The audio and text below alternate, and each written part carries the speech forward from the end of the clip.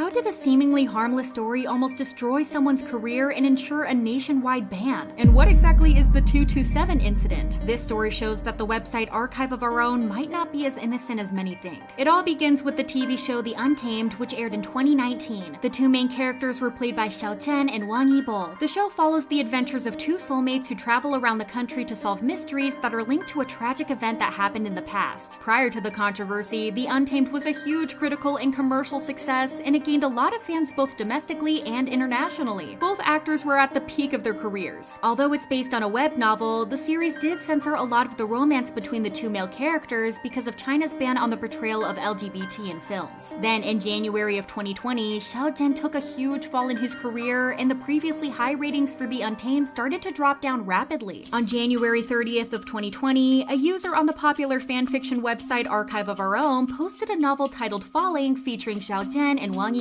Then, a couple of weeks later, on February 24th of 2020, the user posted two links for the fanfiction on the website Weibo. That user had to face a lot of criticism right away because in this novel, Xiao Zhan is portrayed as a cross-dressing teenager falling in love with Wang Yibo. Many fans of Zhen were extremely upset because of the way that he was depicted in the story, and a lot of them thought that the feminization part of Zhen's character was straight up problematic. Zhen's fans thought that the way he was depicted in the novel was tarnishing his image. What's worth mentioning is that the work was also heavily explicit, and Zhen was supposedly a teenager in it. The original poster of the story and the artist that did fan art for the story were the main target of Zhen's fans. The work was even reported to the Chinese authorities for containing explicit content with an underage character. This incident was everything that people talked about, especially on Weibo. There were two major accounts among Xiao Zhan's fan base, nicknamed the Opinion Leaders, after they were the first accounts to take initiative against the AO3 author in their work. In a post released on February 27th of 2020, one of the users states that actors and their fans don't need to accept and agree with such type of fan work, adding that behavior like this not only taints the artist's reputation, but also the online environment as well. They also mention the possible underage fans and their alleged lack of judgment. His fans gathered together throughout social media and shared step-by-step manuals on how to report the novel to the Chinese government. One fan wrote this on Weibo: "We have done nothing wrong. What we did was to exercise our rights as citizens and to uphold justice." February 29th of 2020 marks the day Archive of Our Own was officially blocked and banned in mainland China. AO3 even made an official apology on Weibo regarding the unexpected disconnection of the server after the site was censored. Joining AO3, the Chinese fanfiction site Lofter was taken down as well by the Chinese cyberspace police. This action was met with a lot of angry protests. While Zhen's fans were glad that the novel could no longer be found, other people and fans were outraged. Archive of Our Own used to be the go-to site for China's ACGN, which stands for Animation, Comic, Game, and Novel subculture. At the end of 2016, this subculture had an estimated size of around 300 million readers. AO3 was also important for China's LGBT communities. Overall, it was considered a safe space for any kind of subculture or alternative publishing that would otherwise get censored by the heavy restrictions in China. Angry AO3 fans quickly threw the blame at Zhen's fans and claimed that the actor should take the responsibility for his fans' behavior. Then the inevitable happened. These fans started to contact all the brands Zhen endorsed or worked with in the past and flooded their comment sections and pages with negative comments. They even protested during an e-commerce live of the brand Olay that Zhen endorsed and flooded the comments with their anger. Judging by their actions, it seemed like their only goal was to take down Zhen's reputation, just like Zhen's fans took down AO3. Enraged, AO3 users decided to target Douban, which is the Chinese equivalent to the website IMDb, and started to give all the shows, movies, and TV series Zhen was in extremely low ratings. This seemingly nationwide boycott went on for several days, and a lot of people joined it. Apart from AO3 users, BL fans, or members of the LGBTQ community, even just people who were fed up with the controversy joined this huge boycott against Zhen. On Weibo, the hashtag boycott Xiao Zhan was viewed over 380 million times. These people who went against Zhen decided to form a Weibo super topic group called 227 Memorial Day, referencing everything that went down on February 27th. Unfortunately, people who really had nothing to do with the scandal began to be targeted as well. For example, the Chinese variety show host He Zhong was attacked because of the rumor that Zhen would be attending his show. Because of their actions, some accounts who led these online attacks and harassed other people were labeled as paid professional anti-fans. On March 1st of 2020, the brands Colgate and Olay, with which Zhen worked as a spokesperson, took down all the promotional material with Zhen. That same evening, Zhen's entertainment agency finally decided to address the issue and release an official statement. It didn't go as planned though, because a lot of people were not pleased with the statement at all. The statement practically said the agency is apologizing for taking up public resources during the COVID-19 period and for causing troubles to the public. The COVID-19 pandemic was just breaking out at that time, and Jen's news was all over the news. This fueled the boycott against Jen and his fans even more. On October 17th of 2020, a lot of Chinese users of Archive of Our Own decided to boycott even more of the brands Jen endorsed. These brands included some of the luxury names like Estee Lauder, Piaget, and Cartier. It's a well-known fact that China's idol economies are known as the key factor in fans spending money on these luxury brands. In 2019, in the 11/11 shopping fest Estee Lauder hosted, the brand sold out $1.22 million